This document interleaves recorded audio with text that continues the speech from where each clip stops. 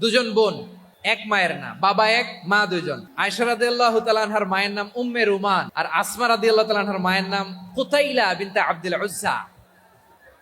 আবু বকর রাদিয়াল্লাহু তাআলা আনহু 4টা বিয়ে করেছিলেন।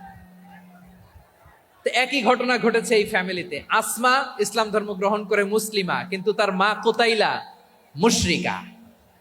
আই রিপিট, বোঝার জন্য আমি আবারও বলি, আসমা রাদিয়াল্লাহু তাআলা আনহা মুসলিমা, আর আসমার মা কুতাইলা, আওয়াজ করে বুঝে থাকলে বলেন, আসমার মা মুশরিকা। তার মানে মেয়ে মুসলিম, মা অমুসলিম। ভেজাল আছে না নাই? কিন্তু কুতাইলা আর ধৈর্য ধারণ করতে পারে না। নার ছেড়া ধন, কলিজার টুকরা ধন, কলিজার টুকরা সন্তান আসমারে দেখতে বড্ড মন চায়। সাইয়েদনা আসমা রাদিয়াল্লাহু তাআলা আনহা মক্কা থেকে হিজরত করে মদিনায় চলে গেলেন হুদাইবিয়ার পর। যখন মক্কা মদিনার ট্রাফিক স্বাভাবিক হলো, মক্কার লোক মদিনায় যায়, মদিনার লোক মক্কায় আসে। কুতাইলা কলিজার টুকরা সন্তান আসমারে দেখার জন্য কিছু উপহার নিয়ে বিশাল মরুপথ পাড়ি দিয়ে মক্কা থেকে মদিনায় যায়। সুবহানাল্লাহ বলেন। এখন মা আসছে মেয়ের সাথে দেখা করতে, মেয়ে তো আর দেখা দেয় না। মেয়ে ভাবছে আমার মা তো মুশরিকা, অপবিত্রা, তার সাথে কি দেখা দেয়া যাবে? বিশ্বনবীর দরবারে চলে গেলেন। সুবহানাল্লাহ বলেন। কি সৌভাগ্যবান ছিল তারা! মাসলা জানার দরকার হলেই নবীর দরবারে চলে যেত। ঘরে বউয়ের সাথে ঝগড়া হলে নবীর দরবারে চলে যেত। অনেক সাহাবী বলে, আমার পেটে ক্ষুধা লাগলো আমি নবীর কাছে চলে যেতাম, কারণ নবীর চেহারার দিকে তাকালেই আমার পেটের ক্ষুধা মিটে যেত। সাইয়েদনা আসমা রাদিয়াল্লাহু তাআলা আনহা বিশ্বনবীর কাছে চলে গেলেন, যে বললেন, ইয়া রাসূলুল্লাহ, ইয়া হাবিবাল্লাহ, ইন্না উম্মি কাদিমাতুন ইলাইয়া ওয়া হিয়া রাগিবা। আমার মা মক্কা থেকে অনেক দূর মরুর পথ পাড়ি দিয়ে উপহার সামগ্রী নিয়ে মদিনায় আমার সাথে দেখা করতে এসেছে গো নবী। আমার জানতে বড্ড ইচ্ছে হয় আমি আমার মুশরিকা মায়ের সাথে একটু দেখা করতে পারবো কিনা। আফা আসিলুহা, আগে যেমনি আমি আমার মায়ের সাথে ভালো আচরণ করতাম, যেমনি আমি আমার মায়ের সাথে সদাচরণ করতাম গো নবী, এখন আমি মুসলিমা, মা মুশরিকা, এখনো কি আগের মতো সদাচরণ করতে পারবো নাকি? বিশ্বনবী বললেন, নাম সিলিহা, হ্যাঁ রে আসমা, অবশ্যই অবশ্যই, আগে ঠিক যেমন তুমি তোমার মায়ের সাথে ভালো আচরণ করতে, এখনো তেমনি আগের মতো ভালো আচরণ করবা। আওয়াজ করে পড়েন সুবহানাল্লাহ। কি ইসলাম আমরা পেয়েছি! কত ব্রড মাইন্ডেড আমাদের ইসলাম, কত ওপেন মাইন্ডেড ইসলাম, কত ওপেন আপ করতে পারে, চিন্তা করতে পারেন। বিষ্ণু বললেন, হ্যাঁ অবশ্যই, নাম সুলিহা, আগে যেমনি ভালো আচরণ করছো আসমা, এখন ওইরকমই করো, পারলে আরো বাড়ায় করো। সুবহানাল্লাহ বলেন। Peaceful coexistence and communal harmony, শান্তিপূর্ণ সহাবস্থান এবং সাম্প্রদায়িক সম্প্রীতি। আমাদের বাংলাদেশে সাম্প্রদায়িক সম্প্রীতি আছে না নাই? আবহমান কাল থেকে আমরা মুসলিম, হিন্দু, বৌদ্ধ, খ্রিস্টান, পাহাড়ি, নৃগোষ্ঠী মিলেমিশে একাকার, আমরা সবাই মিলে বাংলাদেশ। আওয়াজ করে বলেন ঠিক কিনা? আমাদের পারস্পরিক সম্প্রীতি, ভালোবাসা, সৌহার্দ্যপূর্ণ আচরণ, বোঝাপড়া, এটা বেশ মজবুত, বেশ মজবুত। তবে মাঝে মাঝে আমাদের এই সম্প্রীতির ভেতরে অনেকে ফাটল ধরাতে চায়। আমরা যে সুখে আছি, শান্তিতে আছি, এটা অনেকের ভালো লাগে না, ঠিক কিনা বলেন? আমাদের মধ্যে সাম্প্রদায়িক সম্প্রীতি, সৌহার্দ্যপূর্ণ আচরণ, ভালোবাসা, এটা আবহমান কাল ধরে আছে। তার প্রমাণ, আমরা তাফসিরুল মাহফিলের আয়োজন করলে আমাদের হিন্দু ভাইরা ডিস্টার্ব করে না, ঠিক কিনা? এবং আমি যদি বলি হাত তোলেন, হিন্দু ধর্মের কারা কারা এসেছেন, কত শত কত হাজার যে হাত উঠবে, আপনি অবাক হয়ে যাবেন। আমি চাচ্ছি না হাত উঠাতে। খুলনাতে সর্বশেষ যে আমি প্রোগ্রাম করে গেলাম, সেখানে কয়েকশো হিন্দু ভাই আসছে আমাদের আলোচনা শুনতে, আলহামদুলিল্লাহ। অনেক বৌদ্ধরা আসে, অনেক খ্রিস্টানরা আসে। এবার সফরেও অনেক হিন্দু ভাইরা আমার সাথে দেখা করেছে, তারা বলেছে, হুজুর আমরা আপনার আলোচনা শুনি, আলহামদুলিল্লাহ বলেন। So it's our responsibility to present our religion to our non-Muslim brothers and sisters. আমাদের অমুসলিম ভাই বোনদের কাছে ইসলামের সৌন্দর্য তুলে ধরা এটা আমাদের দায়িত্ব। We all are the ambassador of Islam. আমরা প্রত্যেকে দায়িত্বশীল, আমরা প্রত্যেকে এক একজন ইসলামের অ্যাম্বাসেডর। আলহামদুলিল্লাহ বলেন। এজন্য এমন ভাবে দ্য বিউটি অফ ইসলাম, ইসলামের সৌন্দর্য আমাদেরকে ফুটিয়ে তুলতে হবে, যাতে করে নন মুসলিমরা শাহাদা পড়ে, কালিমা পড়ে মুসলমান হয়ে যায়। অনেক নন মুসলিম ভাই বোন আমাদের হাতে শাহাদা পড়ে, কালিমা পড়ে মুসলমান হয়েছে, অনেক। সো আমরা যেন ইসলামের বিউটিটাকে তুলে ধরতে পারি, এবং এই যে সম্প্রীতি, এটাকে যেন আমরা অটুট রাখতে পারি। আদতে আদতে বাংলাদেশের ইতিহাস বলে আমাদের দেশে কোনো দাঙ্গা নাই, আছে? লালমনিরহাটের ভাইয়ের আওয়াজ করে বলেন, আমাদের দেশে হিন্দু মুসলিম দাঙ্গা আছে? আমরা ভাই ভাই, আওয়াজ করে বলুন তো, আমরা কি ভাই ভাই? কিন্তু কিছু দুষ্ট লোক আছে, তারা আমাদের সম্পর্কের মধ্যে ফাটল ধরাতে চায়, ঠিক কিনা বলেন? মাঝে মাঝে ঝগড়া লাগাতে চায়। দেখবেন পত্রপত্রিকায় দেখা যায় বিভিন্ন ধর্মীয় উপাসনালয়গুলোতে হামলা চালানো হয়। এগুলো রাজনৈতিক উদ্দেশ্য প্রণোদিত, এগুলোর সাথে ইসলামের কোনো সম্পর্ক নাই। এজন্য এই দুর্বৃত্তদের ব্যাপারে আমাদের সাবধান থাকতে হবে। আমরা সবসময় যেমনি ঐক্যবদ্ধ, ইউনাইটেড, আমরা যদি এরকম ইউনাইটেড থাকি, এই সমস্ত দুর্বৃত্তদের কালো হাত ভেঙে দিতে আমাদের 1 ঘন্টাও লাগবে না। চিল্লায় বলো ঠিক কিনা? আমরা সংঘবদ্ধ থাকবো। এই যে আমাদের পিসফুল কো এক্সিস্টেন্স, শান্তিপূর্ণ সহাবস্থান। হিন্দুরা পূজা করে, যেদিন হিন্দুদের পূজা অনুষ্ঠান, আমরা ওই দিন তাফসির মাহফিল করি না, ঠিক কিনা বলেন? যেদিন আমাদের তাফসিরুল কোরআনের প্রোগ্রাম, ওই দিন আমাদের হিন্দু ভাইরা ডিস্টার্ব করে না। সুবহানাল্লাহ। হিন্দুদের পূজা অনুষ্ঠানে মাদ্রাসার ছাত্র যে পাহারা দেয়, গোটা বিশ্বে এরকম দৃষ্টান্ত নজির বিরল, ঠিক কিনা বলেন? আইন শৃঙ্খলা বাহিনীর পাশাপাশি মাদ্রাসার ছাত্ররা যে সেখানে পাহারা দেয়, গোটা পৃথিবীতে এই দৃষ্টান্ত আপনি পাবেন। মাদ্রাসার ছাত্ররা, তারা তো কোরআনের ধারক, তারা হাদিসের ধারক, তারা কেন মন্দির পাহারা দিবে? এই সম্প্রীতিকে ধরে রাখার জন্য, এই সৌহার্দ্যকে ধরে রাখার জন্য, আমাদের পারস্পরিক ভালোবাসাকে অটুট রাখার জন্য। আওয়াজ করে বলতে হবে, ঠিক কিনা? এখন বলেন, আমাদের এই ভালোবাসা অটুট থাক, আমরা চাই কি চাই না? আমরা হিন্দু মুসলিম মিলেমিশে শান্তিপূর্ণ সহাবস্থান, সাম্প্রদায়িক সম্প্রীতি। লালমনিরহাটের ভাইয়ের আওয়াজ করে বলুন, এই সাম্প্রদায়িক সম্প্রীতি আমরা চাই কি চাই না? আল্লাহ এই দেশকে তুমি বরকতময় করো, বাংলাদেশকে তুমি শান্তিময় করো। আওয়াজ করে সবাই বলেন আমিন। এই জায়গাটাতে সামান্য একটু আওয়াজ হচ্ছিল, এটাও থেমে গেছে। আলহামদুলিল্লাহ, আলহামদুলিল্লাহ। এখন একেবারে everything is in my control, মাশাআল্লাহ। ঠিক আছে, আমি মূল আলোচনায় যাই। প্রিয় ভাইরা, আমি বলেছিলাম আমার আলোচনার বিষয় হচ্ছে শান্তিপূর্ণ সহাবস্থান, সাম্প্রদায়িক সম্প্রীতি। আমরা দেখব ইসলাম আমাদেরকে কি কি দিক নির্দেশনা দেয়। শান্ত হইতে হবে। খরগোশের কানের মতো কান দুটো আমার দিকে করে রাখেন। আমি এখনো উঠে যাব, হাত নাড়ায় লাভ নাই, আমি উঠে যাব। তাকায় থাকো আর কান খাড়া, আওয়াজ হবে না।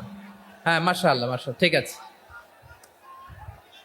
আমরা দেখবো যে রাসূল সাল্লাল্লাহু আলাইহি ওয়াসাল্লাম এই পিসফুল কো এক্সিস্টেন্সের জন্য আমাদের কি শিখিয়েছেন, কি কি গাইডলাইন দিয়েছেন। আমরা 1, 2, 3, 4 করে এগুলো আপনাদের সাথে শেয়ার করব। আমি আপনাদের খেদমতে সূরাতুল আনআমের 108 নম্বর আয়াত তেলাওয়াত করেছি। এখানে আল্লাহ রাব্বুল ইজ্জা ওয়াল জালাল তিনি ইরশাদ করছেন, ওয়ালা তাসুবুল্লাযীনা ইয়াদউনা মিন দুনিল্লাহি ফায়াসুবুল্লাহা আদওয়াম বিগাইরি ইলম কাযালিকা যায়্যান্না লিকুল্লি উম্মাতিন আমালাহুম সুম্মা ইলা রাব্বিহিম মারজিউহুম ফায়ুনাব্বিউহুম বিমা কানু ইয়ামালুন। রব্বুল আলামিন বলেন, গোলাম ও আমার ইমানদার বান্দারা, শোনো শোনো। ও আমার বিশ্বাসী বান্দারা, শোনো শোনো। লা তাসুবুল্লাযীনা ইয়াদউনা মিন দুনিল্লাহ ফায়াসুবুল্লাহা আদওয়াম বিগাইরি ইলম। ও আমার বিশ্বাসী বান্দারা, যারা আল্লাহকে ব্যতি রেখে, আল্লাহকে বাদ দিয়ে অন্য উপাস্যকে ডাকে, দেবীর পূজা করে, দেবতাদের পূজা করে, তোমরা খবরদার তাদের গালি দিও না। আওয়াজ করে বলেন কি দিও না। আল্লাহ বলেন, ও বিশ্বাসীরা শোনো, যারা আল্লাহকে বেছে রেখে দেব দেবীর পূজা করে, অন্য উপাস্যের পূজা করে, তাদেরকে ডাকে, ওই দেবতাদেরকে তোমরা গালি দিও না। যদি ওই দেবতাদেরকে গালি দাও তাহলে ভুলবশত, শত্রুতাবশত তারা তোমাদের রব আল্লাহকে গালি দেবে, ঠিক কি না? তোমরা যদি তাদের দেবতাদের গালি দাও, ওরা রেগে তোমার আল্লাহরে গালি দিবে, তাহলে আল্লাহরে গালি খাওয়ানোর কারণ হয়ে গেলাম আমি, ঠিক কি না বলেন?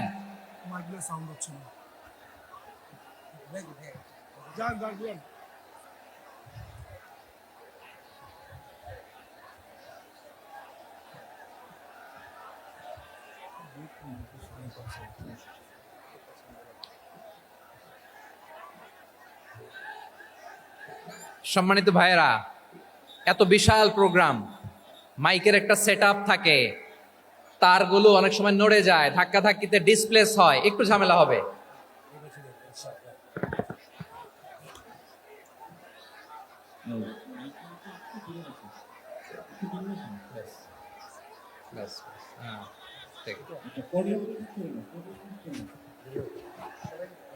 ঠিক আছে, একটু একটু সমস্যা হবে মাঝে মাঝে, আপনারা শান্ত থাকলে, শান্ত থাকতে হবে। এইভাবে সাউন্ড নাই, এই নাই, এই বলতে বলতে আমার সময়ও নাই, উঠে যেতে হবে, এগুলো বোকামি। এই বিভাগীয় প্রোগ্রামগুলোতে যাই, চিৎকার চেঁচামেচি করে তোমরা আসো, সময় শেষ, আমাকে উঠে যেতে হয়, আমরা তো বঞ্চিত হলাম। গুরুত্বপূর্ণ অনেক কথা শোনাবো তোমাদের, অনেক। প্রিয় ভাইরা, আপনারা শান্ত হয়ে বসুন, শান্ত হয়ে। রব্বুল আলামিন বলেন, খবরদার বিশ্বাসীরা, আল্লাহ ছাড়া যারা অন্যান্য উপাস্যদেরকে ডাকে, দেবতাদেরকে ডাকে, তাদেরকে তোমরা গালি দিও না।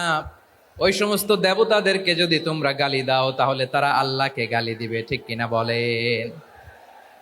আমরা দেবতাদের গালি দিলে ওরা আল্লাহকে গালি দিবে। রব্বুল আলামিন বলেন, খবরদার দেবতাদেরকে গালি দিও না, তাহলে ওরা তোমার রব আল্লাহরে গালি দেবে। প্রতিটি জাতির জন্য তাদের কাজকে আমি আল্লাহ সুশোভিত করে রেখেছি, তারা সবাই একদিন আমার কাছেই ফিরে আসবে, এরপর আমি রব্বুল আলামিন তাদের আমলনামা তাদেরকে জানিয়ে দেব। সুবহানাল্লাহ পড়েন। প্রিয় ভাইয়েরা, আল্লাহ তাআলা বলেছেন খবরদার গালি দিও না। আদেশটা কার? আওয়াজ করে বলেন তো। হিন্দুদের দেবতা দেবদেবীদেরকে গালি দেওয়া যাবে না, আওয়াজ করে বলুন প্রিয় ভাইয়েরা, এই আদেশটা কার? এই আপনাদের গলার আওয়াজ। অন্য ধর্মের দেবতাদেরকে যে গালি দেওয়া যাবে না, এই আদেশটা কার? আরো জোরে বলুন, কার? গালি দিবেন কোন দেবতাকে? দিবেন? যদি দেন তাহলে ওরা আল্লাহরে গালি দিবে, তাহলে আল্লাহরে গালি খাওয়াইলো কে? আপনি, ঠিক কিনা বলেন? আমি আল্লাহকে গালি খাওয়ানোর কারণ হলাম, কারণ আমি যদি গালি না দিতাম ওরা আমার রবকে গালি দিত না। আওয়াজ করে বলেন ঠিক কিনা? তাহলে প্রিয় ভাইয়েরা, ইসলাম আমাদেরকে শিখায়, সূরাতুল আনআমের 108 নম্বর আয়াত থেকে আমরা বুঝলাম, কোন ধর্মকে ছোট করা যাবে না। অন্য ধর্মকে ছোট করা মানে ইসলামকে ছোট করা। অন্য ধর্মের দেবতাকে গালি দেওয়া মানে আল্লাহকে গালি খাওয়ানো। আওয়াজ করে বলেন ঠিক কিনা? খবরদার, এটা করা যাবে না।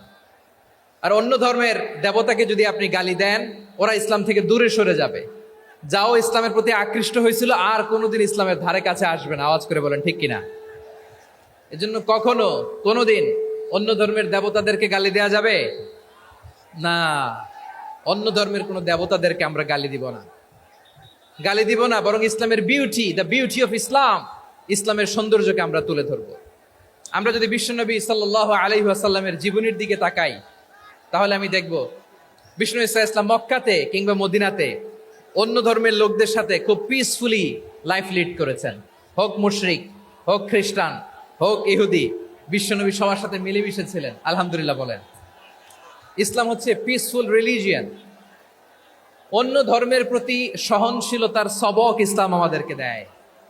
কিন্তু প্রতিটি মুসলিমের এটা মনে রাখতে হবে, আল্লাহর কাছে পছন্দনীয় গ্রহণযোগ্য ধর্ম, জীবনাদর্শ একটি, সেটা হচ্ছে ইসলাম। আওয়াজ করে বলেন সেটা কি? লালমনিরহাটের ভাইয়েরা আওয়াজ করে বলুন, আল্লাহর কাছে মনোনীত ধর্ম একটি, সেটা কি? এজন্য রব্বুল আলামিন বলেন, ইন্নাদ দীনা ইনদাল্লাহিল ইসলাম, আল্লাহর কাছে মনোনীত গ্রহণযোগ্য অ্যাকসেপ্টেড ধর্ম মতাদর্শ একটা, সেটা হলো ইসলাম।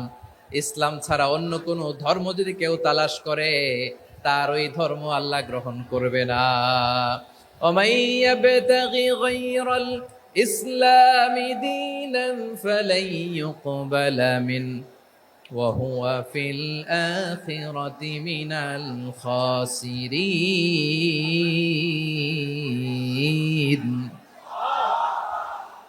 Whoever seek anything except Islam, that won't be accepted from him, and he will be loser in the day of judgment. কিয়ামতের দিন ইসলাম ছাড়া কেউ যদি অন্য কোনো ধর্ম তালাশ করেছে দুনিয়াতে, তার এই মতাদর্শ গ্রহণ করা হবে না, and he will be loser.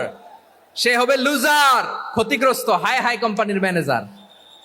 ওর আমও শেষ, সালাও শেষ। আওয়াজ করে বলেন ঠিক কি না? এজন্য ইসলাম পেয়ে আমরা খুশি না বেজার? প্রত্যেক নামাজ শেষে আমরা আল্লাহরে বলি, আল্লাহ রাদিতু বিল্লাহি রাব্বা ওয়া বিল ইসলামি দীনা ওয়া বি মুহাম্মাদিন নাবিয়ান ওয়া রাসূলা। ও আল্লাহ, তোমারে রব হিসেবে পেয়ে আমরা খুশি। ও আল্লাহ, ইসলামকে ধর্ম হিসেবে পেয়ে আমরা খুশি। বিশ্বনবীকে আমাদের রাসূল পেয়ে আমরা খুশি। ইসলাম ছাড়া অন্য কোনো ধর্ম আমরা গ্রহণ করব না, ঠিক কিনা বলেন? আল্লাহর কাছে অ্যাকসেপ্টেড রিলিজিয়ান একটা, সেটা ইসলাম। তো বিশ্বনবী সাল্লাল্লাহু আলাইহি ওয়াসাল্লাম মক্কাতে কিংবা মদিনাতে খুব পিসফুলি এক্সিস্ট করেছেন, যে কোনো ধর্মের সাথে মিলেমিশে চলেছেন। তার প্রমাণ আমরা যদি রাসূল সাল্লাল্লাহু আলাইহি ওয়াসাল্লামের বায়োগ্রাফির দিকে তাকাই, তাহলে দেখব তিনি মুশরিকদের সাথে পিস ট্রিটি করেছেন, শান্তি চুক্তি, পিস ট্রিটি, পিস এগ্রিমেন্ট। আপনারা হুদাইবিয়ার সন্ধির নাম শুনেছেন? আমার লালমনিরহাটের কলিজার টুকরা ভাইয়েরা, হুদাইবিয়ার সন্ধির নাম আপনারা শোনেন নাই? 6ষ্ঠ হিজরিতে বিষ্ণু ঈসা ইসলাম মুশরিকদের সাথে এই ট্রিটি করেছেন, চুক্তি। কাদের সাথে? মুশরিকদের সাথে। আমরা তো মুসলমান বসতে পারি না। আমরা দুই মুসলিম ভাই একসাথে বসে চা খেতে পারি না, গল্প করতে পারি না। বিষ্ণু ঈসা ইসলাম মুশরিকদের সাথে ট্রিটি করেছেন, হুদাইবিয়ার সন্ধি। এই সন্ধির আগে মক্কা থেকে কেউ মদিনায় যেতে পারে না, মদিনা থেকে কেউ মক্কায় যেতে পারে না। কিন্তু এই সন্ধির পরে ট্রাফিক স্বাভাবিক হয়ে গেল। মক্কার লোকেরা মদিনায় আসতে পারে, মদিনার লোকেরা মক্কায় আসতে পারে। এটাকে বলে সুলহে হুদাইবিয়া, the peace agreement of Hudaibiyah, শান্তি চুক্তি। আমরা পৃথিবীতে এখন অনেক শান্তি চুক্তির নাম শুনি, এগুলো সব the piece treaty of Hudaibiya থেকে কপি করা। আল্লাহু আকবার। তাহলে বিশ্বনবী সাল্লাল্লাহু আলাইহি সাল্লাম তিনি যে শান্তিপূর্ণ সহাবস্থানে বিশ্বাসী ছিলেন, মুসলমানেরা যে অন্য ধর্মের প্রতি সহনশীল, তার প্রমাণ হচ্ছে এই পিস ট্রিটি। শুধু তাই নয়, মাইকের সাউন্ডটা একটু বাড়ায় দিতে হবে, খুব দুর্বল, একটু মজবুত করতে হবে,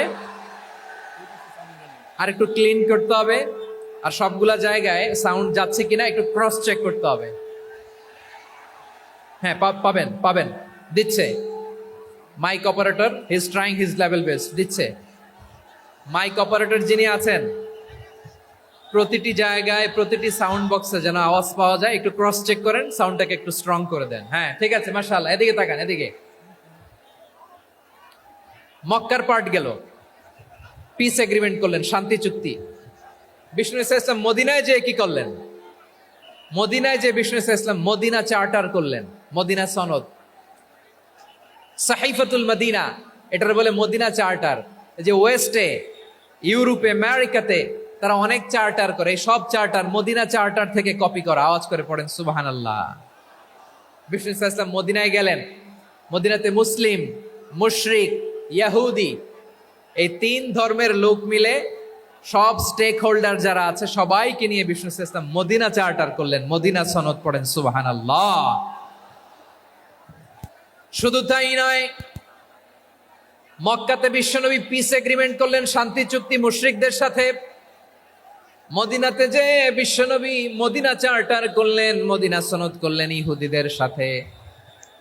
আবার মদিনাতে বিশ্বনবী ইহুদিদের সাথে পিস ডায়ালগ করলেন, ইন্টারফেথ ডায়ালগ করলেন, আন্তধর্মীয় সংলাপ করলেন। যে সংলাপের মূল ভিত্তি ছিল তাওহীদ।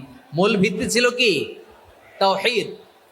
বিশ্বনবী ইহুদিদেরকে ডাকলেন, আহ্বান করলেন, কুল ইয়া আহলাল কিতাবি তাআলাউ ইলা কালিমাতিন সাওয়াইন বাইনানা ওয়া বাইনাকুম আল্লা না'বুদা ইল্লাল্লাহ ولا نشرك به شيئا ولا يتخذ بعضنا بعضا أربابا من دون الله فإن تولوا فقولوا اشهدوا بأننا مسلمون سبحان الله পড়েন বিশ্বনবী মদিনার ইহুদিদের ডেকে বললেন, ও ইহুদিরা শোনো শোনো,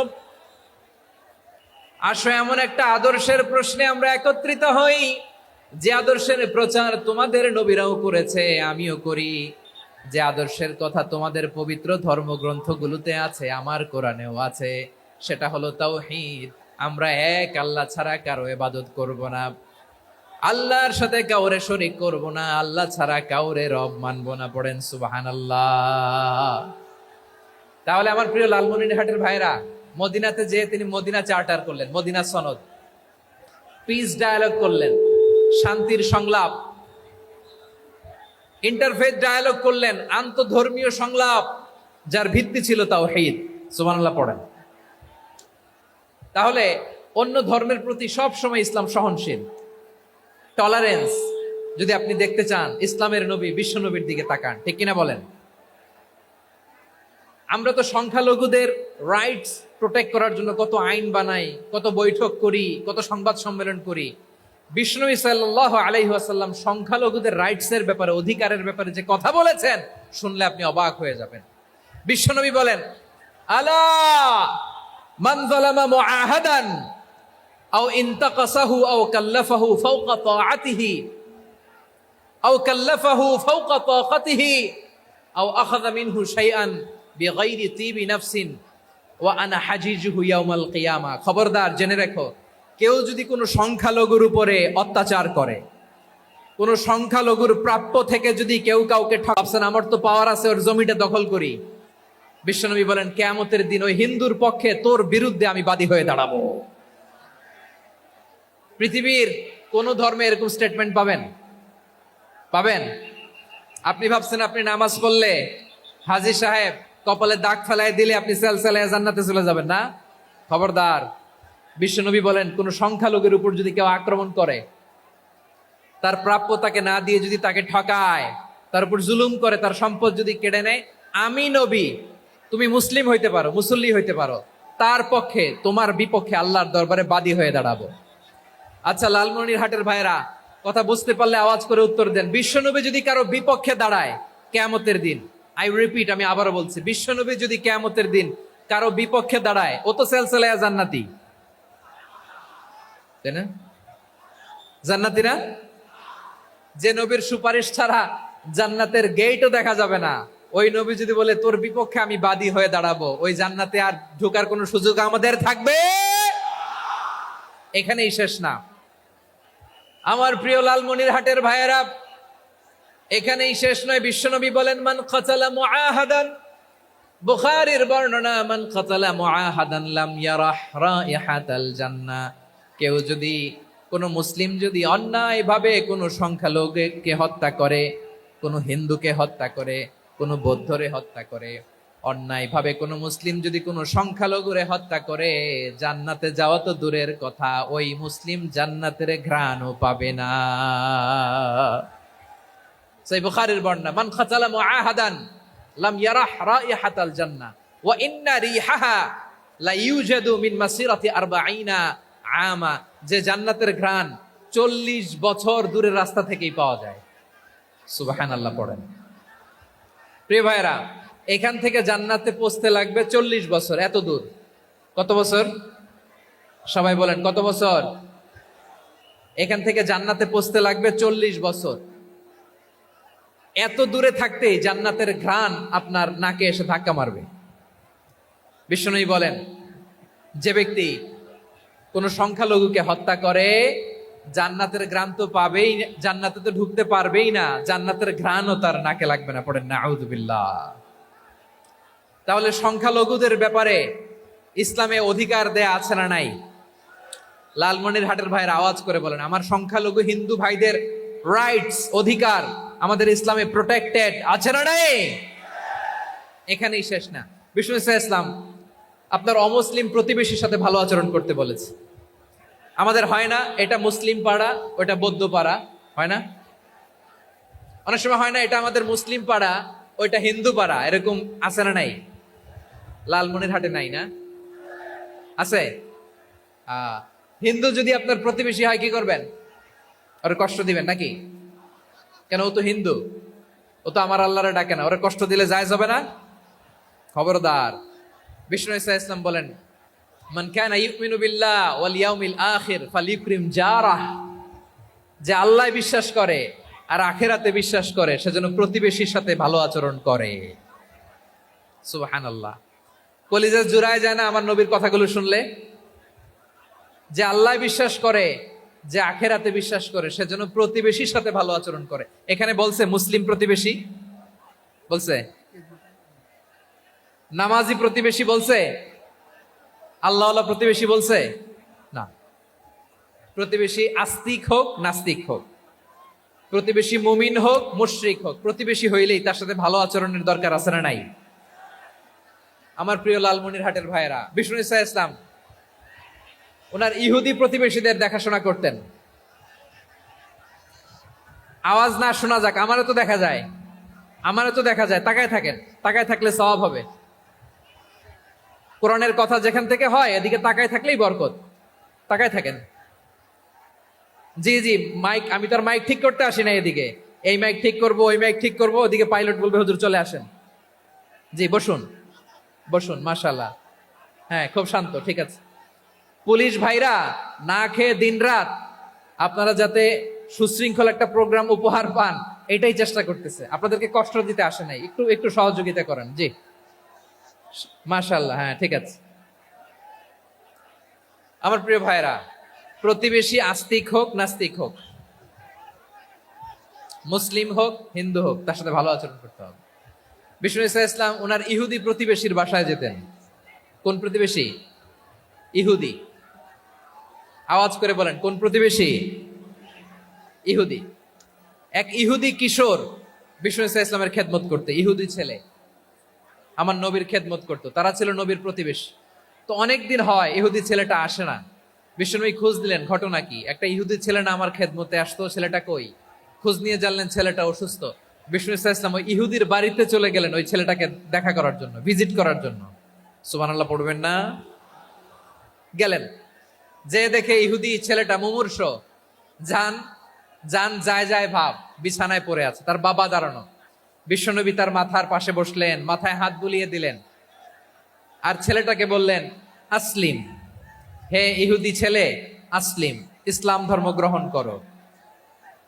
তো ছোট্ট ছেলে ভাবে আমরা ইহুদি, এখন ইসলাম ধর্ম গ্রহণ করলে আব্বা যদি বকা দেয়। ফানাযারা ইলা ওয়াজহি আবি, ছেলেটা তার বাবার চেহারার দিকে তাকালো, দেখি আব্বা কি কয়। আব্বা যদি বলে তাইলে ইসলাম ধর্ম গ্রহণ করবো। ইহুদি ছেলেটা তার বাবার দিকে যখন তাকালো, ওর বাবা বলে আতিয়া আবুল কাসিম, আবুল কাসিম যা বলে তাই করো। আবুল কাসিম হচ্ছে বিষ্ণু ইসলামের একটা কুনিয়াত, উপনাম। আমার রাসূলের বড় ছেলের নাম ছিল কাসেম। যেমন দেখবেন আমাদের এলাকায় কারো ছেলের বড় ছেলের নাম যদি হয় আব্দুল্লাহ, এরা আব্দুল্লাহর বাপ বলে ডাকে। কারো বড় মেয়ের নাম যদি হয় ফাতেমা, এরা কি ডাকে? ফাতেমার বাপ বলে না? তো বিষ্ণু ইসলামের বড় ছেলের নাম ছিল কাসেম। ইহুদি বাবা বলল আতিয়া আবুল কাসেম, আবুল কাসেম যা বলে তাই শোনো, মানে মোহাম্মদ যা বলে তাই শোনো। এই কথা শুনে ছেলে সাহস পাইছে, ছেলে আবার পড়তে আরম্ভ করলো আশহাদু আল্লাহ ইলাহা ইল্লাল্লাহ ও আশহাদু আন্না মুহাম্মাদার রাসূলুল্লাহ, পড়েন আল্লাহু আকবার। বিশ্বনবীর আহ্বান শুনে, ওই আহ্বানে সাড়া দিয়ে ইহুদি ছেলে শাহাদা পড়ে মুসলমান হয়ে গেল। তার হৃদয়টারে ইমানের নূর দিয়ে আলোকিত করে দিল কে? প্রিয় ভাইরা, এবার রাসূল সাল্লাল্লাহু আলাইহি ওয়াসাল্লাম বের হয়ে আসলেন ঘর থেকে, আর বললেন আলহামদুলিল্লাহিল্লাযী আনকাযাহু মিনান নার, প্রশংসা সে আল্লাহর যে আল্লাহ জাহান্নামে চলে যাচ্ছিল প্রায় এমন একটা লোককে মুহূর্তের মধ্যে কালেমায়ে শাহাদাতের বদৌলতে জান্নাতি বানায় দিলেন। আওয়াজ করে পড়েন সুবহানাল্লাহ। এই হাদিস থেকে আমরা কি শিখলাম? What is the moral of the story? এক নাম্বার স্টোরি হলো, প্রতিবেশী ইহুদি হোক হিন্দু হোক, যাবেন, সুসম্পর্ক রাখবেন, উপহার দিবেন, বিপদে পাশে দাঁড়াবেন। তাইলেই তো আপনাদের প্রতি, মুসলমানদের প্রতি তারা আকৃষ্ট হবে, ঠিক কিনা বলেন? আপনি যদি হিন্দুদের সাথে বৌদ্ধদের সাথে নাই মিশেন, নাস্তিকের কাছে নাই যান, তো ইসলামের সৌন্দর্যটা ওরা বুঝবে কেমনে? আমার অনেক হিন্দু পরিচিত ভাই আছে, ওরা আমাদের ইফতারির প্রোগ্রামে এসে একসাথে ইফতারি করে। অনেক মদখোর আমার সাথে বসে একসাথে ডিনার করে, হাফ প্যান্ট পরা, গলায় স্বর্ণের চেইন, হাতে স্বর্ণের ব্রেসলেট, আইসা আমার সাথে ডিনার করছে, আছে এরকম। গাঁজাখোর, আমি বলে আসো, welcome, welcome to my dinner, আসো বসো। বসলেই তো আমি ওর ডিএনএ, চিন্তার ডিএনএ চেঞ্জ করে দেওয়ার সুযোগ পাবো, চিল্লায় বলো ঠিক কিনা? আসতে হবে আমার কাছে। Our door is open. The door of Islam is open 24/7. সব সময় আমাদের ইসলামের দরজা আমার অমুসলিম ভাইদের জন্য খোলা আছে না নাই?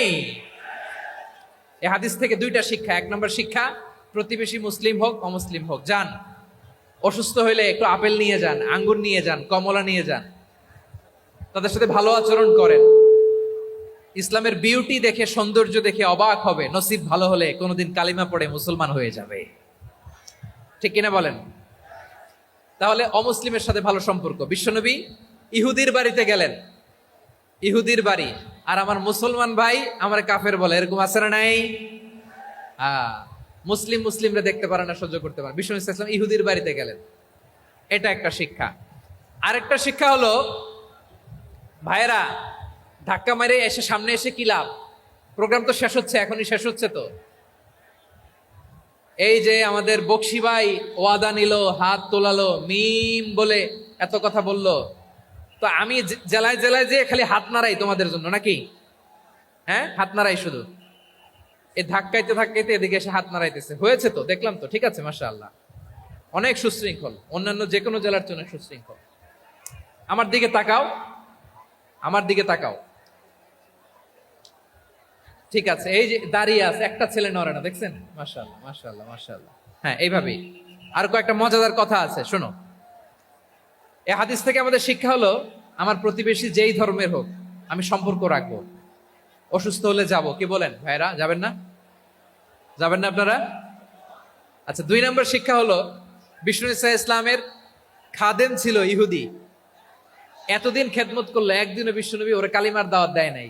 কারণ কি? বিশ্বনবী একটা ভালো সময়ের অপেক্ষা করতেছিলেন, প্রপার টাইমিং। দাঈর কাজ হচ্ছে দাঈ, দাঈ ইলাল্লাহ, সে হচ্ছে সুযোগ সন্ধানী। দাঈ সুযোগ খোঁজে, কখন দাওয়া দিলে ব্যাটে বলে হবে, ঝোপ বুঝে কোপ মারে, ঠিক কিনা বলেন?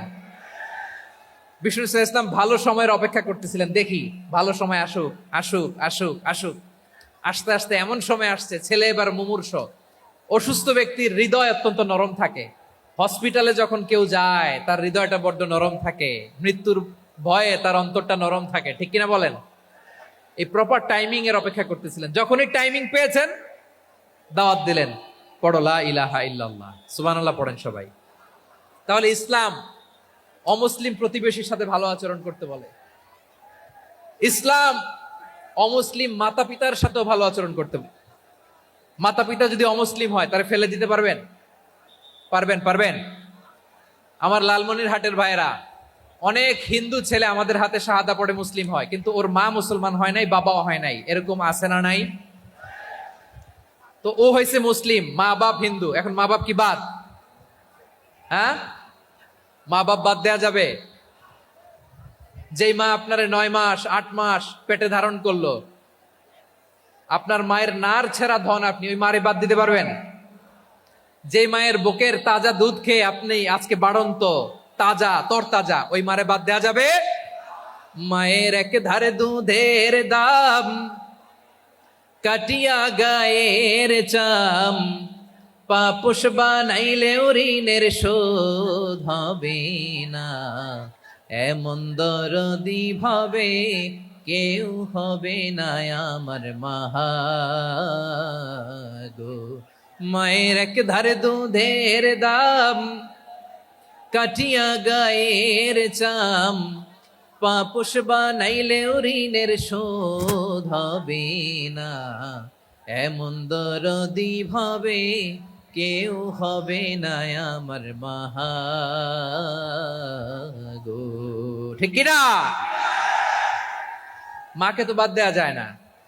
وَقَضَى رَبُّكَ أَلَّا تَعْبُدُوا إِلَّا إِيَّاهُ وَبِالْوَالِدَيْنِ إِحْسَانًا।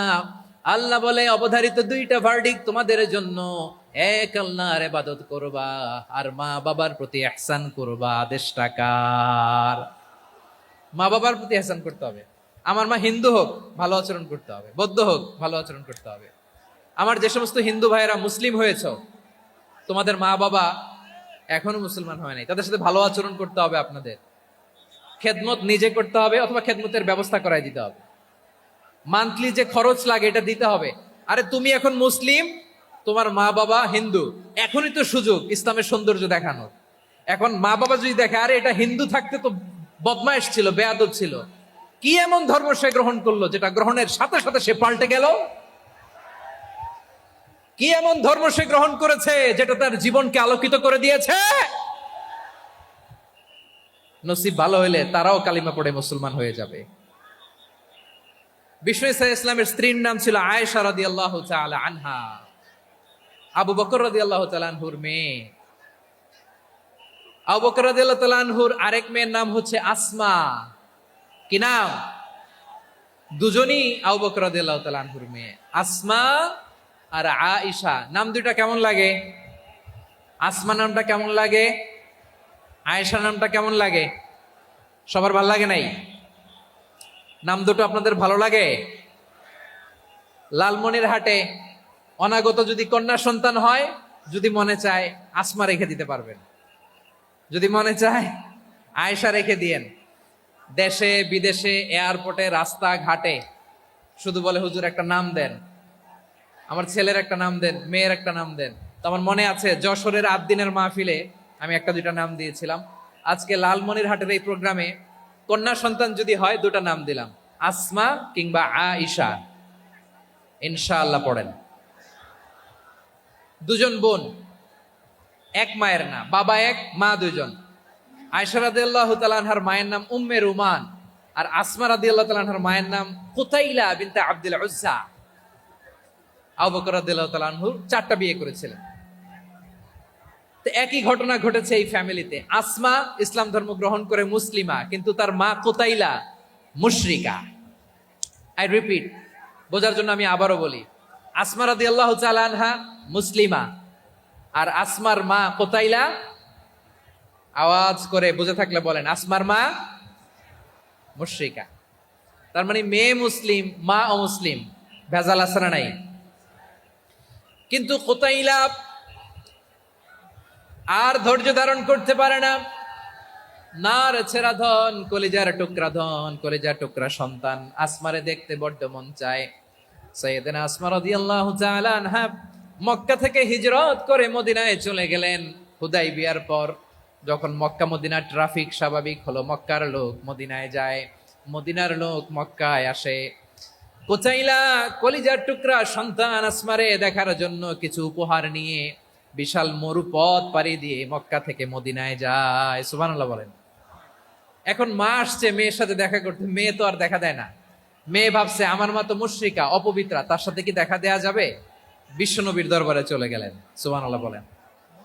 কি সৌভাগ্যবান ছিল তারা, মাসলা জানার দরকার হলেই নবীর দরবারে চলে যেত।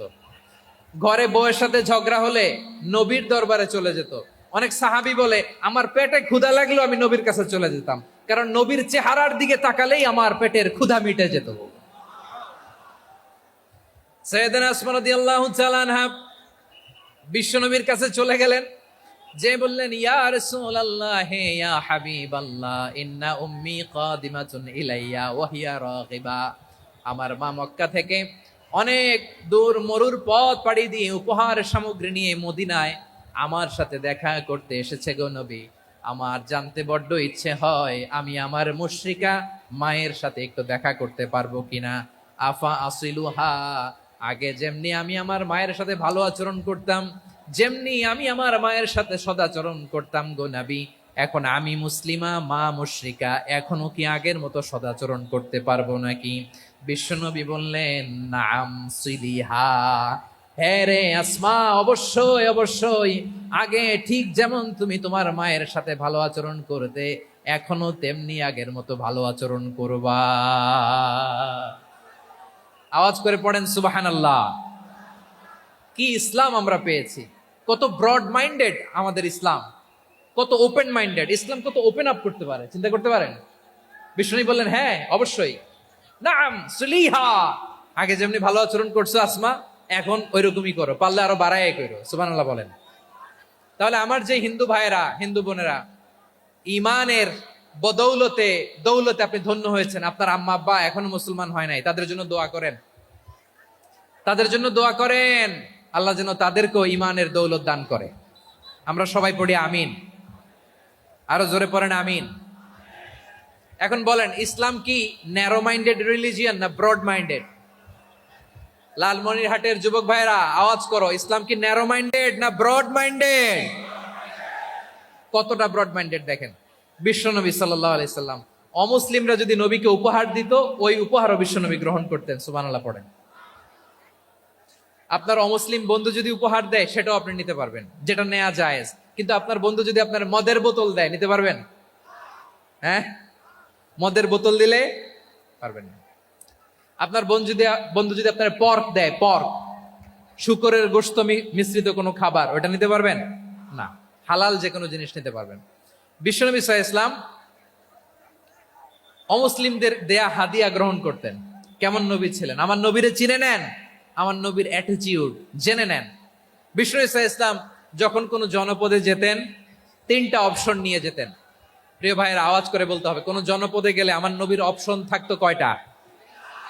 আমার মতো 3 আঙ্গুল উঁচু করে দেখান আর বলুন, আমার নবী কোন জনপদে গেলে কয়টা অপশন নিয়ে যেতেন? 1 নাম্বার অপশন আসলিম তাসলাম। নতুন এলাকায় গেলে বলতেন আসলিম তাসলাম, ইসলাম ধর্ম গ্রহণ করো, শান্তিতে থাকবা, আমার ভাই হয়ে যাবো, আমরা ভাই ভাই। ইসলাম মানো, আমরা ভাই ভাই। অপশন নাম্বার কত? 1। যদি বলে না ইসলাম মানবো না, ওকে, অপশন নাম্বার 2, মুসলিম হওয়ার দরকার নাই, লা ইকরাহা ফিদ্দিন, ইসলামে কোনো বাড়াবাড়ি নাই। খ্রিস্টান আছো থাকো, বৌদ্ধ আছো থাকো, ইহুদি থাকতে চাও থাকো, কিন্তু আমরা যেহেতু রিজিওনাল সুপার পাওয়ার, আমাদের আন্ডারে থাকো, ট্যাক্স দিয়া থাকো, এটার বলে জিজিয়া। আলেম যারা আছেন বুঝবেন, এটার আরবিতে কি বলে? জিজিয়া। You pay us the tax, we will give you the security. তোমরা ট্যাক্স দিবা, আমরা সিকিউরিটি দিব, আমাদের আওতায় থাকবা, কেউ তোমাদেরকে আক্রমণ করতে পারবে না, আমরা নিরাপত্তা দিব। সুবহানাল্লাহ বলেন। এটা অপশন নাম্বার কত? আচ্ছা, বুঝে থাকলে বলেন, 1 নাম্বার অপশন কি ছিল? ইসলাম। ইসলাম মানো, শান্তিতে থাকবা, ভাই ভাই, আমরা ভাই ভাই। অপশন নাম্বার 2, ট্যাক্স দাও, আমরা নিরাপত্তা দিব, মুসলিম হওয়া লাগবে না। এখন 1 নাম্বারও মানে না, 2 নাম্বারও মানে না, মুসলিম হবো না, ভালো, খ্রিস্টান থাকো, ট্যাক্স দাও, আমরা সিকিউরিটি দিব না, এইটাও মানি না। বিষ্ণু বলেন, তাহলে তলোয়ার আমাদের আর তোমাদের মাঝে ফায়সালা করবে। মুসলিমও হবা না, ট্যাক্স দিবা, নিরাপত্তা দিব, আমরা সুপার পাওয়ার, আমাদের আন্ডারে থাকবে, এইটাও না। তাহলে তোমাদেরকে তো আমরা বিশ্বাস করতে পারি না, কখন না কখন বিশ্বাসঘাতকতা করো, কার সাথে মিলে হাত মিলাও, তলোয়ার আমাদের মাঝে ফায়সালা করবে। তখন তিনি জেহাদের সশস্ত্র সংগ্রামের ঘোষণা দিতেন। সুবহানাল্লাহ পড়েন। দেখেন, পশ্চিমারা জেহাদকে এইভাবে চিত্রায়িত করে না। ওরা জেহাদ বলতে বুঝায় তলোয়ার, হাত কাটো, গলা কাটো, না। জেহাদ সশস্ত্র সংগ্রাম 3 নম্বরে। অধিকাংশ ক্ষেত্রেই বিশ্বনবীর সুন্দর আচরণ দেখে, আরে আমার নবীর যে নুরানি চেহারা, অনেকে তো কেবল সিরেফ চেহারাটা দেখেই কালিমা পড়ে মুসলমান হয়ে গিয়েছে। যারা মুসলিম হয় নাই, তারা তাদের ইসলামেই বলবৎ ছিল, ট্যাক্স দিয়ে ইসলামের আন্ডারে ছিল। যারা এটাও মানে নাই, ওইটাও মানে নাই, তাদের বিরুদ্ধে জেহাদ। বিষ্ণু ইসলাম 7ম হিজরিতে যখন খায়বার বিজয়ের পরে ইসলাম রিজিওনাল সুপার পাওয়ার হিসেবে আত্মপ্রকাশ করলো, বিশ্বনবী চিঠি লিখলেন অন্যান্য সুপার পাওয়ারের কাছে, রাষ্ট্রীয় চিঠি লেখে এক রাষ্ট্রপ্রধান আরেক রাষ্ট্রপ্রধানের কাছে। ঠিক কিনা বলেন? জানেন না আপনারা? এই যে 24-এর ছাত্র নাগরিক অভ্যুত্থানে, এই অভ্যুত্থান যখন শুরু হয়, আমি তখন সাউথ আফ্রিকাতে, একটা স্ট্যাটাস দিয়েছিলাম, কোটা নয়, গোটা দেশ সংস্কার করা লাগবে। শুধু বাংলাদেশ নয়, সারা বিশ্বের বাংলা ভাষাভাষী লোকেরা এই আন্দোলনের সাথে সমর্থন তারা করেছে, এটাকে সাপোর্ট করেছে, তারা সমর্থন দিয়েছে। আমাদের ইউনাইটেড আরব আমিরাতের বাংলাদেশি ভাইয়েরা তারা সেখানে রাস্তায় নেমে এসেছিল, জানেন? ওইখানে ডেমনস্ট্রেশন করা যায় না, সেখানকার সরকার তাদেরকে যাবজ্জীবন দিয়েছিল। তখন আমাদের এই যে প্রধান উপদেষ্টা ডক্টর মোহাম্মদ ইউনূস সরাসরি G2G বলে, এটারে G2G, government to government, G2G, উনি চিঠি লিখলেন যে তাদেরকে, ইউর হাইনেস, হে সম্মানিত আমির, আপনি আমার এই চিঠির কারণে আমার সম্মানে এই 53 জন বাংলাদেশিকে মাফ করে দেন। এই চিঠির বদৌলতে বেকসুর খালাস পেয়ে গিয়েছিল আমাদের ভাইরা, জানেন না এই ঘটনা আপনারা? তাহলে গভর্নমেন্ট টু গভর্নমেন্ট চিঠি দেওয়া হয়। সপ্তম হিজরিতে বিষ্ণু ইসলাম সব সুপার পাওয়ারের কাছে চিঠি দিলেন, রোমান সম্রাটের কাছে, পারস্য অধিপতির কাছে, মিশরের অধিপতির কাছে, সবার কাছে চিঠি লিখলেন। চিঠির ভাষা ছিল এরকম: মিন মুহাম্মাদিন রাসূলিল্লাহ ইলা মুকাওকিস আযীমিল কিবত, মুহাম্মদ রাসূলুল্লাহর পক্ষ থেকে মিশরের বাদশার কাছে, আসলিম তাসলাম, ইসলাম মানো শান্তিতে থাকবা, সালামুন আলা মান ইত্তাবা আল হুদা, শান্তি তার জন্য যে হেদায়েতের অনুসরণ করে। সুবহানাল্লাহ পড়েন।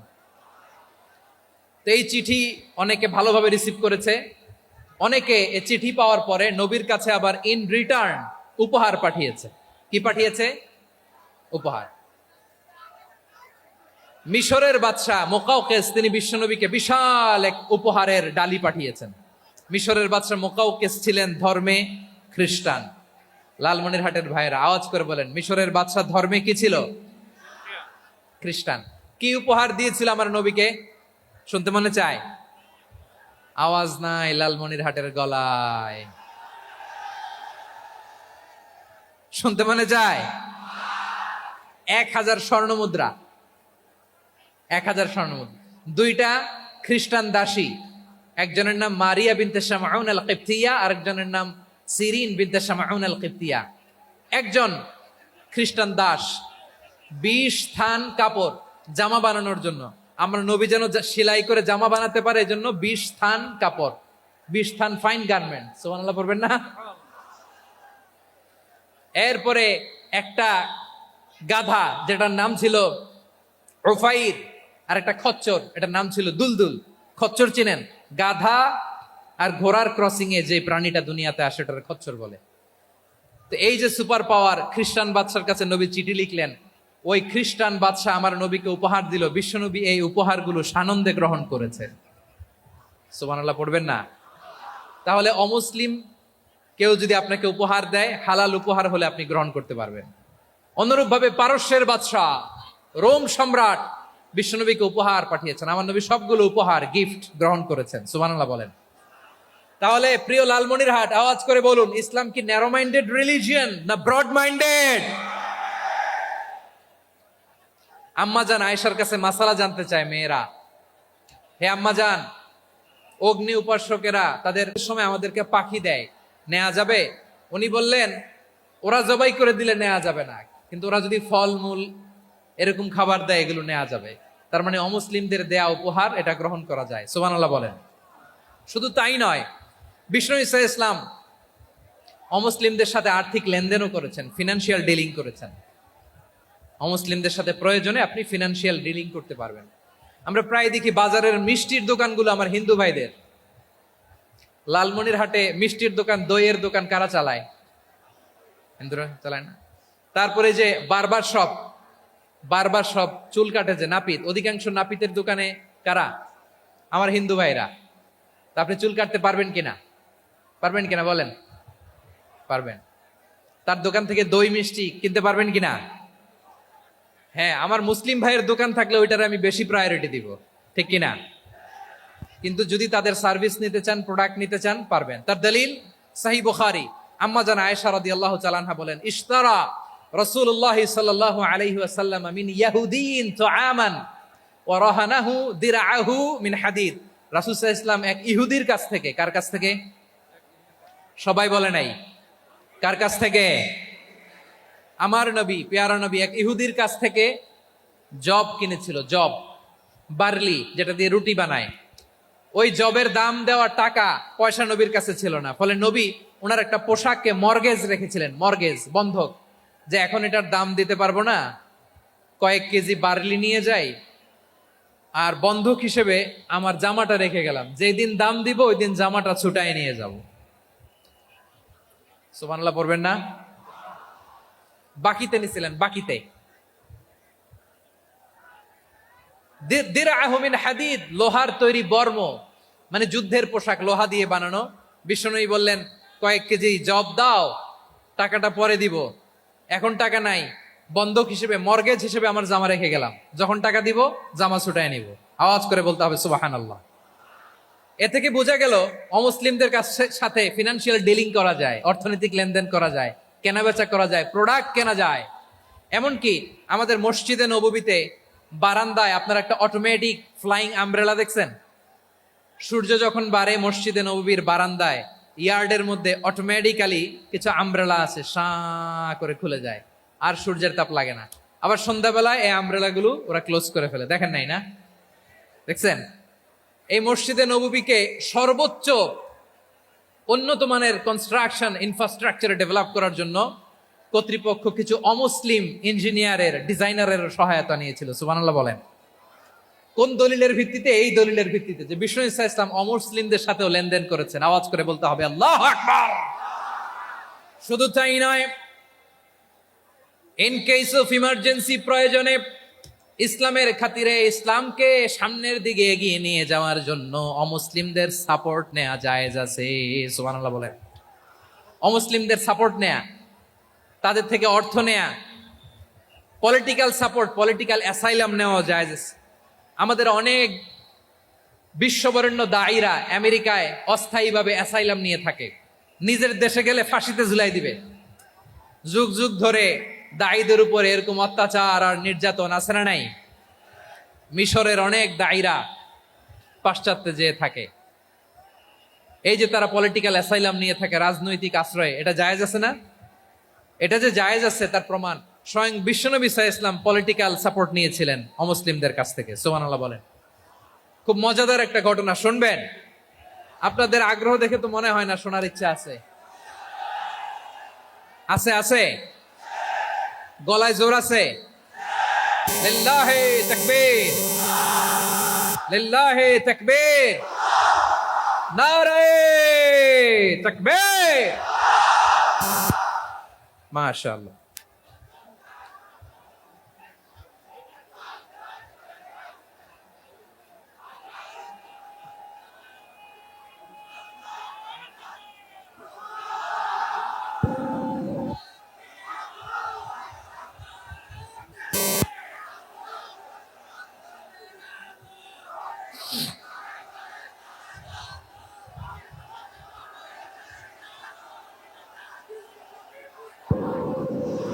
মাশাআল্লাহ, মাশাআল্লাহ।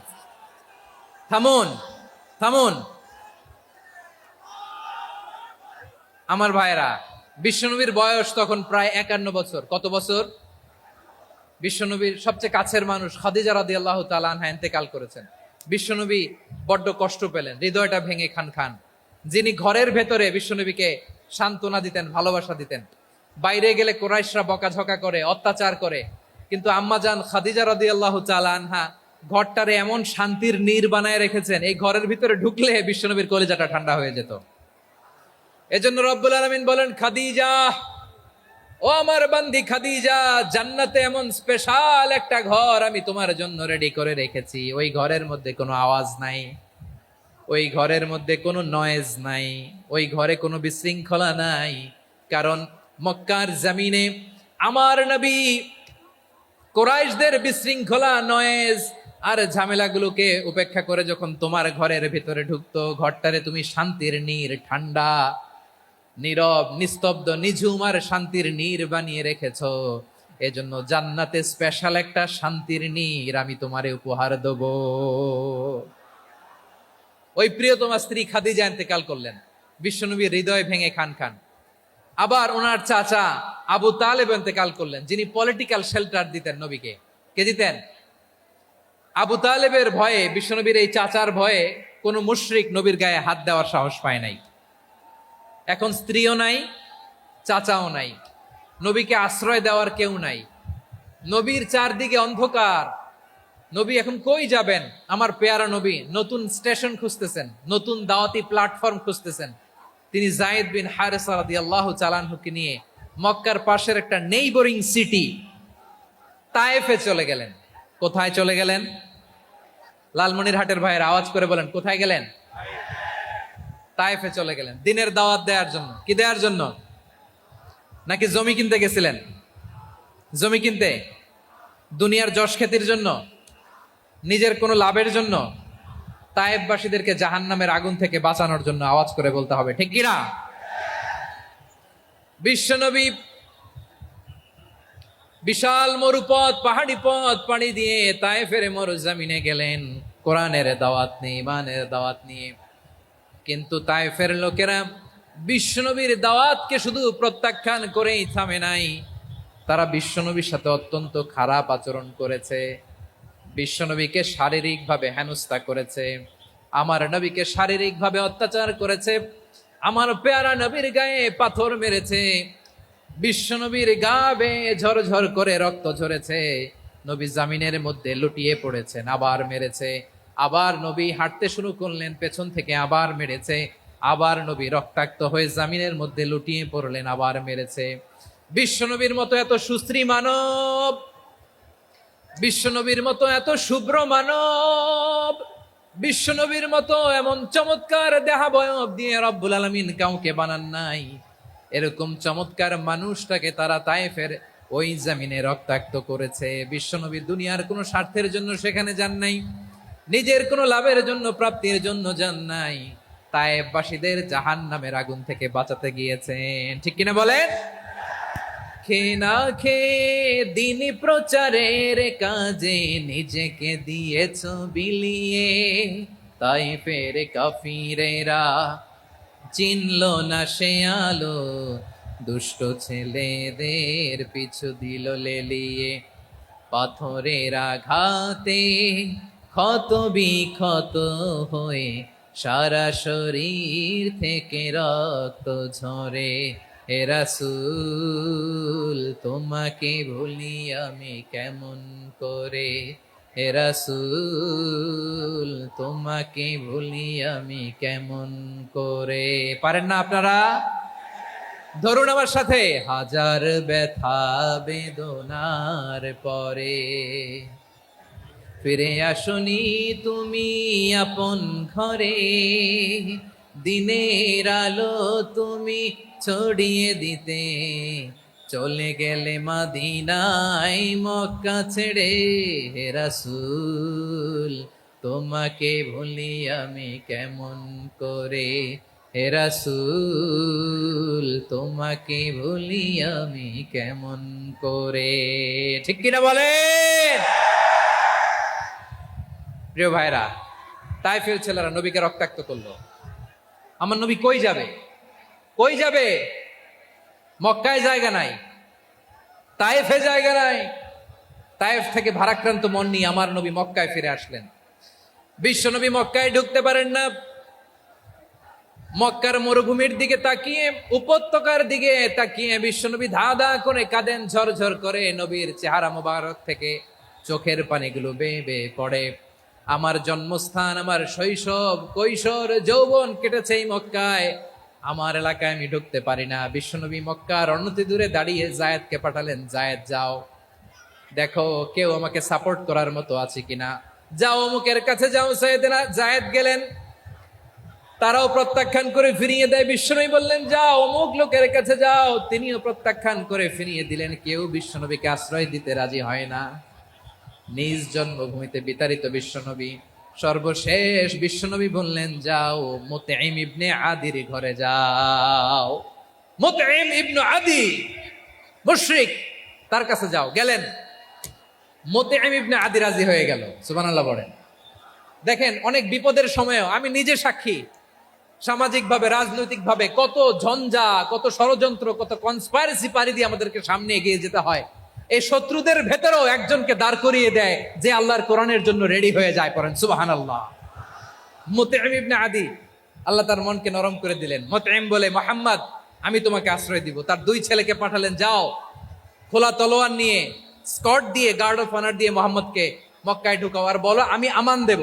আমান কি দিব? আমান মানে সিকিউরিটি, নিরাপত্তা। সিকিউরিটি ছাড়া, আমান দেওয়া ছাড়া কেউ থাকতে পারতো না মক্কায়। দুই ছেলে বিষ্ণু ইসা ইসলামকে নিয়ে আসলো। নবী কাবার চারদিকে তাওয়াফ করলেন, নামাজ পড়লেন। আবু জাহেল, উতবা, সাইবা, ওয়ালিদ ইবনে মুগিরা সবাই দেখে, কেউ কিছু করতে পারে না। কারণ মুতঈম ইবনে আদি ঘোষণা দিয়েছেন, আমি মোহাম্মদকে আমান দিয়েছি, মোহাম্মদের গায়ে যেন কেউ স্পর্শ না করে। আওয়াজ করে পড়েন সুবহানাল্লাহ। নবীর এই বিপদ কালে মুহূর্তে মুতঈমের হৃদয়টারে নরম করে দিল কে? আচ্ছা, লালমনিরহাটের ভাইয়েরা বলেন, এই মুতঈম কি মুসলিম ছিল না মুশরিক? সবাই বলতে হবে মুসলিম না মুশরিক। তাহলে মুশরিকের কাছ থেকে নবী পলিটিক্যাল অ্যাসাইলাম, আধুনিক রাষ্ট্রবিজ্ঞানের ভাষায় পলিটিক্যাল অ্যাসাইলাম, যেটাকে বলে রাজনৈতিক আশ্রয়, উনার আমান বা নিরাপত্তার এই ঘোষণায় তিনি মক্কায় ঢুকলেন। যতদিন নিরাপত্তা ছিল ছিলেন। মুতিম যখন মারা গেল, বিষ্ণু ইসলাম হিজরত করে মদিনায় চলে গেলেন। সুবহানাল্লাহ। কিন্তু মুতিম যে বিশ্বনবীর উপকার করছে এটা বিশ্বনবী ভুলে নাই। আমাদের অনেকে আছে উপকার করার পরে আর খেয়াল থাকে না, খাওয়ার পরে গলা দিয়ে নামলে আর খেয়াল থাকে না। এরকম আছে না নাই? আমার নবী ভুলে নাই। বদরের প্রান্তরে 70 জন কাফেরকে যখন বন্দি করে বিশ্বনবীর সামনে হাঁটু গেড়ে দাঁড় করানো হলো, বসানো হলো, 70 জন কাফের। কয়জন? বিশ্বনবী তাদের দিকে তাকিয়ে বললেন, সহিহ বুখারীর বর্ণনা, লাউ কানাল মুতঈম ইবনে আদি হাইয়ান সুম্মা কাল্লামানি হাউলাই নাতনা লা তারাকতুহুম লাহু। বদরের প্রান্তরে 70 জন বন্দী কাফিরের দিকে তাকিয়ে আমার নবী বললেন, আজকে মুতঈম ইবনে আদি যদি বেঁচে থাকতো আর তোমাদের 70 জনের ব্যাপারে যদি মুতঈম এক বাক্যে একটা সুপারিশ করত, তার সম্মানে আজকে তোদের সবাইকে আমি মাফ করে দিতাম। সুবহানাল্লাহ। নাই ওই যে চিল্লাচিল্লি যে কথা বোঝে নাই, কোন জিনিস মিস করছে ওরা নিজেরাও বোঝে নাই। বিশ্বনবী মুতঈমের এই সাহায্যের কথা বলে নাই। 70 জন মুশরিক হাঁটু গেড়ে বসা, নবী চাইলে এখনই এক্সিকিউশন অর্ডার দিতে পারে। তিনি বললেন, আজকে যদি মুতঈম বেঁচে থাকতো আর মুতঈম যদি তোদের জন্য সুপারিশ করতে, এই আবর্জনাগুলোর ব্যাপারে সুপারিশ করতে, আমি মুহূর্তেই তোদেরকে এমনি মাফ করে দিতাম। এবার বলেন, ইসলাম কি ন্যারো মাইন্ডেড না ব্রড মাইন্ডেড? শুধু তাই নয়, যাকে যে সম্মান দেয়ার আমার নবী দিতেন, হোক আস্তিক হোক নাস্তিক, হোক মুসলিম হোক অমুসলিম। বিষ্ণু ইসলাম যখন রোমান সম্রাটের কাছে চিঠি লিখেছেন, আমার প্রিয় লালমনিরহাটের ভাইরা, অল্প কয়েক মিনিট কয়েকটা জরুরি কথা বলবো। এদিকে তাকান, এদিকে তাকান। রোমান সম্রাটের কাছে বিশ্বনবী যখন চিঠি লিখলেন মিন মুহাম্মদ রাসূলিল্লাহ ইলা হিরাকলা আযীমির রোম। মুহাম্মদের পক্ষ থেকে হিরাক্লিয়াসের কাছে, যিনি হচ্ছেন আযীমির রোম। এটা নবী নিজ থেকে বানায় লিখছেন, অতিরিক্ত সম্মান দিয়ে। কোন রাষ্ট্রপ্রধান যখন আসে তাদেরকে আমরা কি বলি জানেন? তার নামের শেষে HE এটা লিখতে হয়। H.E. মানে হিজ এক্সেলেন্সি। কি লেখে? হিজ এক্সেলেন্টি, অথবা ইউর হাইনেস, ইউর ম্যাজেস্টি। দেখেন, বিশ্বনবী সাল্লাল্লাহু আলাইহি ওয়াসাল্লাম সব নবীদেরও নবী। তিনি একজন মুশরিক খ্রিস্টান সম্রাট, রোমান সম্রাটের কাছে চিঠি লিখতে যেয়ে লিখতেছে, ইলা হিরাকলা আযীমির রোম। হিরাক্লিয়াসের কাছে আমার চিঠি, যিনি রোমের আযীম, হিজ হাইনেস, মানে রোমের অনেক সম্মানিত এক বাহাদুর। আওয়াজ করে বলেন সুবহানাল্লাহ। তার মানে যাকে যে সম্মান দেয়ার এটা বিশ্বনবী দিতেন। এমনকি যেই ইহুদিরা ভালো ছিল, এই ইহুদিদেরও প্রশংসা করেছেন বিশ্বনবী মুহাম্মদুর রাসূলুল্লাহ সাল্লাল্লাহু আলাইহি ওয়াসাল্লাম। এক ইহুদির প্রশংসা করেছেন বিশ্বনবী। ইহুদির কার?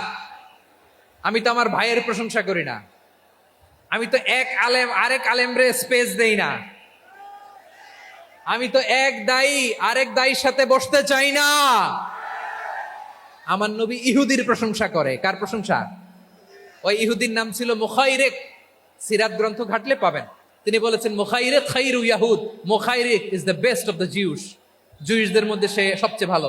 কেন প্রশংসা করলেন তার?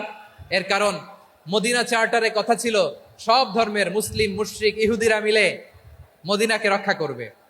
কিন্তু 3য় হিজরিতে যখন উহুদের যুদ্ধ শুরু হলো, সবার কথা ছিল, যেই আক্রমণ করে আমরা মদিনাকে বাঁচাবো। কোন শহরকে বাঁচাবো? মদিনাকে। কিন্তু কুরাইশরা যখন অ্যাটাক করলো, ইহুদিরা আর আসে না, ইহুদিরা আর বেরোয় না। বিষ্ণু বললেন, ওহে ইহুদিরা, তোমরা না চুক্তি করলে আমার সাথে যে মদিনা বাঁচাতে সবাই ঝাঁপিয়ে পড়বো, আসো। একটা ইহুদিও বেরোয় না, কেউ আসে নাই সেদিন, একজন ছাড়া, তার নাম মুখাইরেক। তার নাম কি? মুখাইরেক বাহাদুরের মতো ঘোড়সাওয়ার হয়ে বেরিয়ে গেলেন এবং বললেন, গোটা ইহুদি সাম্রাজ্যের একজনও যদি না আসে, আমি মুখাইরেককে কেউ ঘরে আটকে রাখতে পারবে না। বেরিয়ে আসলেন, এসে বললেন, আমি মুহাম্মদের পক্ষে যুদ্ধ করব। আমি মারা গেলে আমার সম্পদ আমার উত্তরাধিকারীরা পাবে না, আমার সম্পদ তোমরা মুহাম্মদকে দিয়ে দিবা। সুবহানাল্লাহ বলেন। উহুদের ময়দানে 70 জন মুসলমান শহীদ হলো। এই ইহুদি, সেও মুসলমানের পক্ষে যুদ্ধ করে নিহত হলো। সুবহানাল্লাহ বলেন। মুসলিমদের লাশ যখন নিয়ে আসা হলো, এই মুখাইরিকের লাশও নিয়ে আসা হলো। মুসলিমদের লাশের পাশে মুখাইরিকের লাশ দেখে বিশ্বনবী মুখাইরিকের প্রতি অনেক খুশি হলেন। আর বিশ্বনবী খুশি হয়ে বললেন, মুখাইরিক খৈরু ইয়াহুদ। মুখাইরিক, যদিও তুমি ইহুদি, তারপরেও তুমি সব ইহুদিদের মধ্যে সেরা ইহুদি। পড়েন সুবহানাল্লাহ। আমার নবী ইহুদিকেও সম্মান দিতে কার্পণ্য করে নাই। আওয়াজ করে বলেন আল্লাহু আকবার। প্রিয় ভাইরা, এবার সর্বশেষ আওয়াজ করে বলেন, ইসলাম কি ন্যারো মাইন্ডেড নাকি ব্রড মাইন্ডেড? সবাই বলেন, ন্যারো মাইন্ডেড না ব্রড মাইন্ডেড? এজন্য অমুসলিম হইলেই তারা আমাদের শত্রু নয়। শত্রু কারা? এই লালমনির হাটের ভাইয়েরা শোনেন, শত্রু কারা? যে সমস্ত অমুসলিম আমাদেরকে নিশ্চিহ্ন করে দিতে চায়, যে সমস্ত অমুসলিম আমাদের ভূখণ্ড থেকে আমাদেরকে তাড়িয়ে দিতে চায়, যে সমস্ত অমুসলিম আমার ধর্ম নিয়ে তুচ্ছতাচ্ছিল্য করে চিল্লায় বলেন ঠিক কিনা, তারা আমাদের শত্রু। সাধারণ অমুসলিমরা আমার শত্রু নয়। এই যে হিন্দুরা থাকে, এরা আমার ভাই, বৌদ্ধরা আমার ভাই, খ্রিস্টানরা আমার ভাই, ইহুদিরা আমার ভাই। তারা দিনই ভাই নয়, তারা মায়ের পেটের ভাই নয়, তারা মানবিক দিক থেকে ভাই। ও মানুষ, আমিও মানুষ। ইসলাম মানুষকে সম্মান করে, চিল্লায় বলো ঠিক কিনা। আবু তালেবও মুশরিক, আবু জাহেলও মুশরিক, কিন্তু দুই মুশরিকে পার্থক্য আছে না নাই? আবু তালেব নবীর চাচা, মুশরিক, মারা গিয়েছে মুশরিক অবস্থায়, কিন্তু আজীবন আমার নবীকে আগলে রেখেছে, আমার নবীকে সাপোর্ট করেছে, ভালোবেসেছে। আবু জাহেলও মুশরিক, মারা গিয়েছেও মুশরিক হিসেবে, আজীবন আমার নবীর বিরুদ্ধাচারণ করেছে। আবু জাহেলের শক্তি, সামর্থ্য, স্ট্র্যাটেজি, প্ল্যান সব আমার নবীর বিরুদ্ধে ছিল। আবু জাহেলের কারণে একটা দিন শান্তিতে আমার নবী মক্কায় ঘুমাতে পারে নাই। চিল্লায় বলেন ঠিক কিনা। এজন্য রব্বুল আলামিন বলেন, লা ইয়ানহাকুমুল্লাহু আনিল্লাযীনা লাম ইউকাতিলুকুম ফিদ-দীনি ওয়া লাম ইখরিজুকুম মিন দিয়ারিকুম আন তাবাররুহুম ওয়া তুকসিতু ইলাইহিম ইন্নাল্লাহা ইউহিব্বুল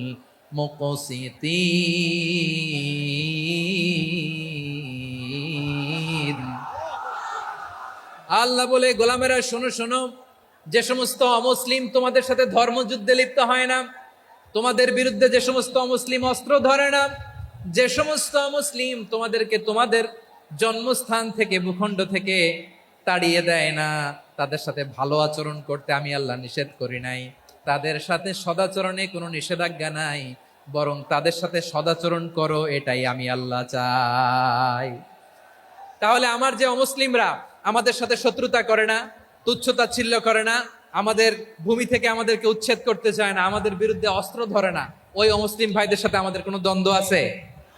কোনো বিরোধ আছে? বরং আছে ভালোবাসা। বরং আছে কি? এই ভালোবাসা দিয়ে আমরা বিশ্ব জয় করব। রাজি আছো মুসলমান? আমাদের পুঁজি ভালোবাসা। আমাদের পুঁজি কি? এবার আওয়াজ করে বলেন, আমার এই পুরো আলোচনা থেকে the religious coexistence, peaceful coexistence, শান্তিপূর্ণ সহাবস্থান, কমিউনাল হারমোনি, এই সাম্প্রদায়িক সম্প্রীতি, এই আলোচনা থেকে কি বুঝলেন? ইসলাম কি ন্যারো মাইন্ডেড না ব্রড মাইন্ডেড? এই ব্রড মাইন্ডেড হৃদয় নিয়ে, ভালোবাসা দিয়ে আমরা বিশ্ব জয় করতে চাই। রাজি আছেন? আল্লাহ কবুল করুক। আমরা সবাই পড়ি আমিন। লালমনিরহাটের জেলা স্টেডিয়ামে আমার প্রিয় মায়েরা, বোনেরা, আপনাদের জন্য একটা হাদিস বলে শেষ করব। বিশ্বনবী বলেন, আমার মায়েরা খেয়াল করে শুনুন, বিশ্বনবী আপনাদের উদ্দেশ্য করে বলেন, আল মারআতু ইযা সাল্লাত খামসাহা ওয়া সামাত শাহরাহা হাফিজাত ফুরুজাহা আতাআত বা'লাহা ফালতাদখুল মিন আইয়ি আবওয়াবিল জান্নাতি শাআত।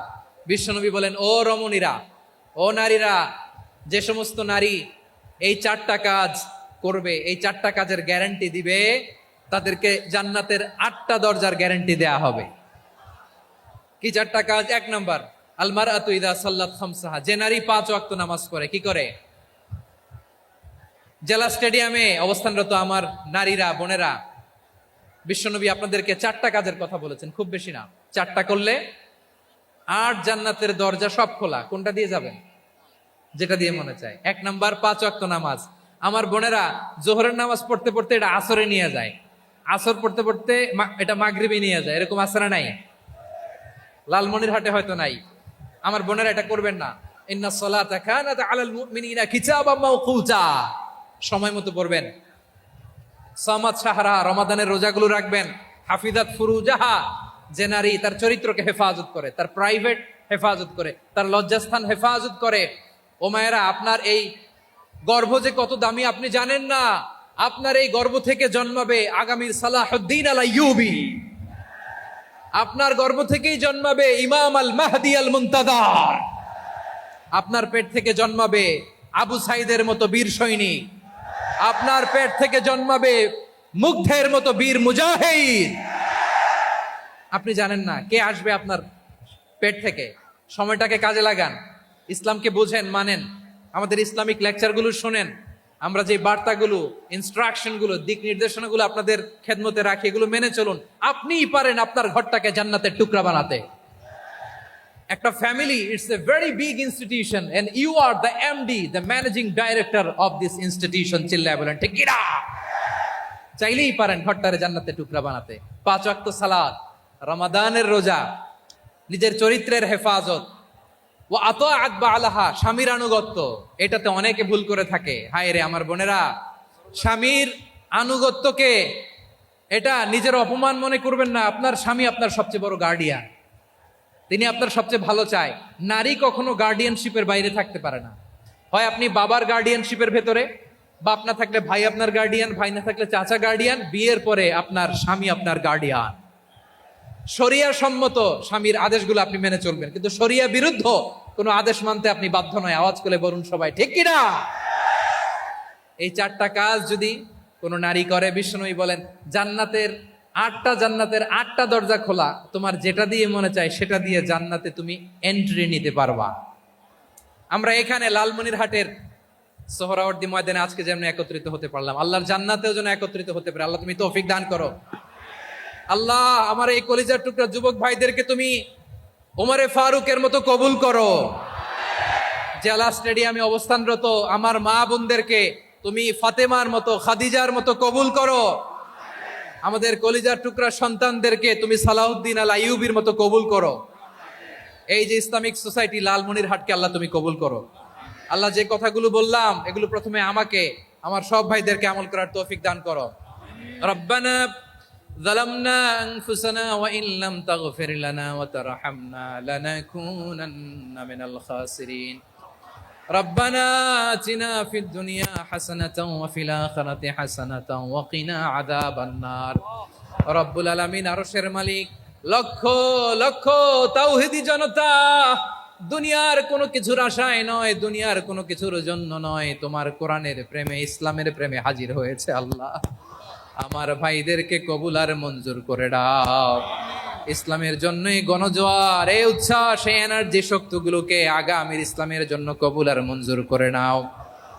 গাড়িতে করে, হুন্ডায় চড়ে, সাইকেল দিয়ে, রেল লাইন দিয়ে, রেলে চড়ে চড়ে লক্ষ লক্ষ ভাইরা বিভিন্ন জেলা থেকে আজকের এই ঐতিহাসিক লালমনিরহাটের প্রোগ্রামে যারা জয়েন করলো, নিরাপদে তুমি আবার তাদেরকে গন্তব্যে পৌঁছে দিও।